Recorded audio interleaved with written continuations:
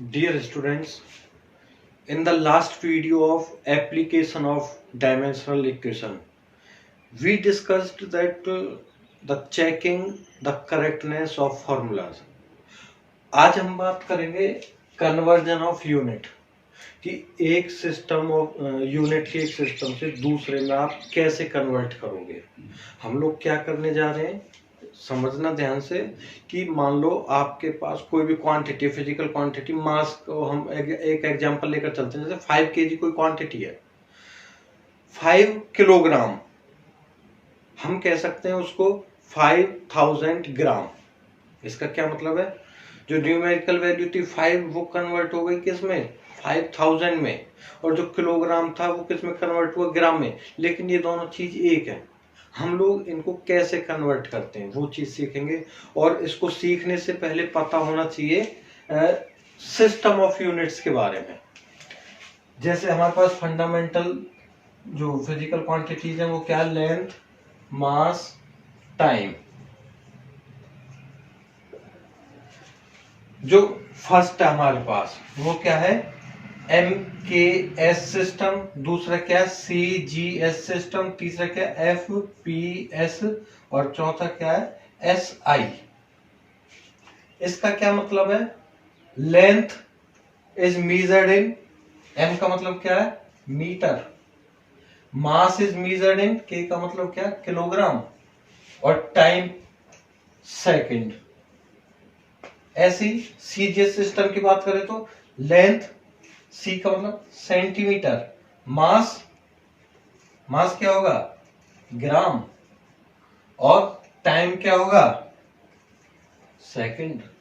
ऐसी FPS में देखें तो लेंथ फुट, पाउंड, सेकंड। और SI system, international system of unit, ये किसके इक्विवेलेंट होगा, MKS, लेंथ मीटर, मास किलोग्राम, और टाइम सेकंड।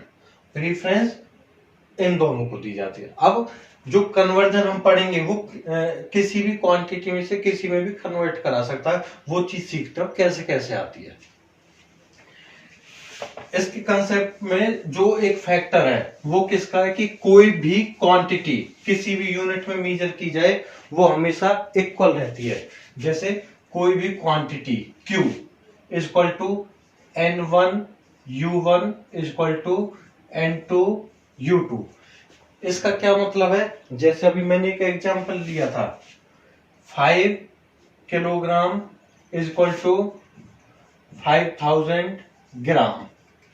इसका मतलब क्या है, N1 क्या है 5, U1 जो यूनिट में था वो क्या है किलोग्राम, और कितना निकल के न्यूमेरिकल वैल्यू 5000, और U2 क्या निकल के ग्राम।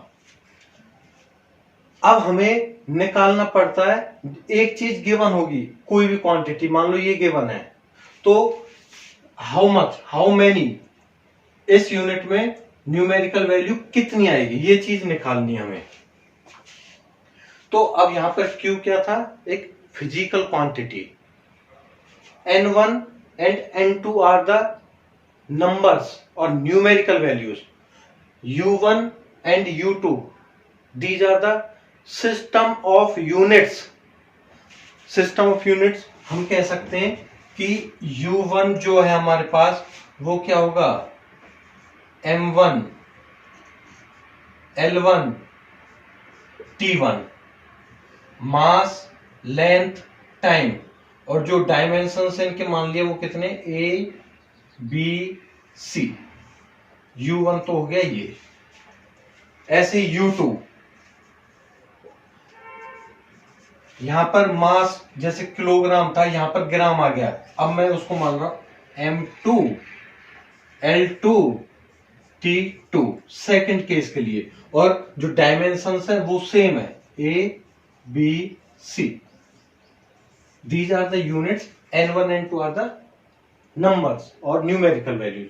तो इस फॉर्मूला में जब रखेंगे तो वैल्यू क्या आएगी, N1 U1 equal to N2 U2, तो यहाँ N2 की वैल्यू क्या निकल के आई, N1 U1 अपॉन U2। इसका मतलब क्या है, N1 M1A L1B T1C upon M2A L2B T2C, और इसको हम क्या लिख सकते हैं, N2 equal to N1 M1 upon M2 power A L1 upon L2 power B और T1 upon T2 power C। एक चीज याद रखना, अब हम जो भी अप्रोच करेंगे न्यूमेरिकल्स के लिए, सिर्फ ये फॉर्मूला याद होना चाहिए और ये वैल्यूज गिवन होंगी। एक चीज याद रखना, M1 L1 T1 इनकी जगह हम उन वैल्यूज को पुट करते हैं जो चीज हमें गिवन होती है, और जिस यूनिट में हमें निकालनी है वो हम यूज रखते हैं इधर M2 L2 एंड T2 के केस में। जो चीज गिवन हो ऊपर रखनी है वो, और जिसमें निकालनी हो वो नीचे आएंगी। अब हम एक एग्जांपल लेते हैं, जैसे कन्वर्ट 1 न्यूटन इनटू डाइन। सबसे पहले तो पता होना चाहिए कि क्या चीज गिवन है। गिवन क्या है, न्यूटन और dyne. These are the SI and CGS unit of force. न्यूटन किसकी SI यूनिट होती है, फोर्स की। इसका मतलब क्या गिवन हमें, फोर्स। फोर्स का डायमेंशनल फॉर्मूला लास्ट वीडियो में हमने सीखा था कैसे निकालते हैं। वो क्या होता है, फोर्स का dimensional formula M1 L1 T-2।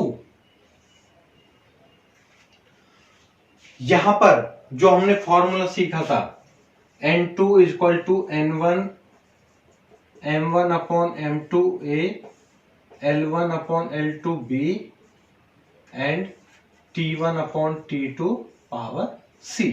यहां पर अब M1 L1 T1 क्या होगा, जो चीज हमें गिवन है, Newton. Newton is the SI unit. तो फोर्स में मास, लेंथ और टाइम किस किस में मेजर होगा। जैसे M1 क्या गिवन है यहां पर, 1 किलोग्राम।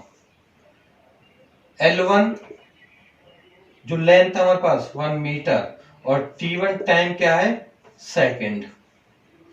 दूसरा M2 जिसमें निकालना है डाइन, CGS सिस्टम।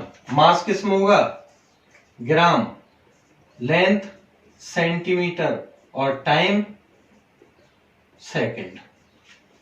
ये सारी वैल्यू यहां रखनी है। और पावर ABC ये हमें कहां से मिलेंगे, इसके डायमेंशन फॉर्मूला। जैसे मास है, मास का क्या 1, A की वैल्यू हो गई 1, B की वैल्यू 1, C की वैल्यू -2। रख के देखते हैं इसमें वैल्यू। तो N2 क्या होगा, N1 N2 हमें निकालना, अब कितना निकल के आएगा। M1 की वैल्यू कितनी है, किलोग्राम। किस में कन्वर्ट करना है, M2 ग्राम। पावर कितनी है, A की वैल्यू कितनी है, 1। ऐसी L1 वो कितना है, 1 मीटर अपॉन लेंथ क्या है इसमें, सीजीएस में सेंटीमीटर। पावर कितनी है, 1, और टाइम के लिए सेकंड, 1 सेक अपॉन T2 क्या है, सेकंड। पावर कितनी है, -2। क्या निकल के आएगा, N2 equal to N1 as it is. N1 की वैल्यू जो हमें गिवन थी वो कितनी है, 1। अब यहाँ पुट कर लेते हैं, N1 की वैल्यू कितनी, 1 किलोग्राम। अब इसमें कन्वर्ट करना था, तो 1 किलोग्राम में कितने ग्राम होते हैं, 10 की power 3 gram upon gram as it is. Power कितनी है, 1 मीटर में कितने सेंटीमीटर, 10 की power 2 centimetre, 100 upon centimetre power 1 second से सेकंड कैंसिल, तो 1 की पावर -2 क्या रहेगी, वो 1 सेकंड अपॉन सेकंड पावर -2।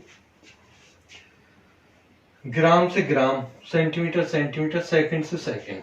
तो N2 इक्वल टू 1, 10 की पावर 3 पावर 1 इनटू क्या आ जाएगा 10⁻³ 10⁻² क्या आ जाएगी 10⁻², और वो क्या हो जाएगा 1।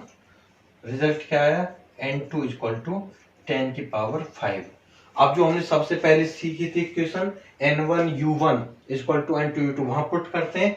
n1 की वैल्यू कितनी गिवन थी 1, और u1 की वैल्यू क्या थी न्यूटन, इक्वल टू जो हमें n2 निकालना था, n2u2 के लिए n2 निकालना था, वो कितना आ गया 10⁵, और दूसरी यूनिट u2 क्या थी डाइन। इसका मतलब क्या है कि 1 न्यूटन = 10⁵ डाइन।